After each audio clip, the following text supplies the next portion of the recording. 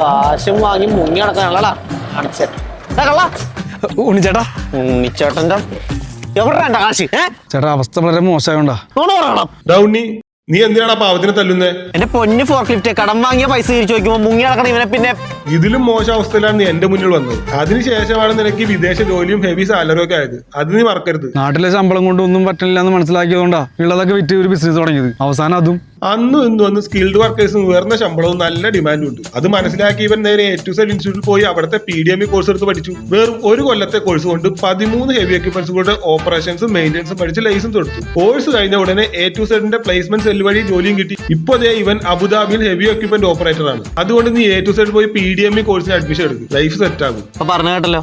എന്നാ വേഗം A2Z പോയി പഠിച്ചൊരു ജോലി വാങ്ങി എന്റെ പൈസ തിരിച്ചു തരാൻ നോക്ക്. ഉണ്ണിച്ചേട്ടാ എന്നെ വണ്ടിയിൽ A2Z വരെ നോക്കൂ. മോനെ ഇത് ഊബർ അല്ല, ഇവനാണ് ഫോർക്ക് ലിഫ്റ്റ്.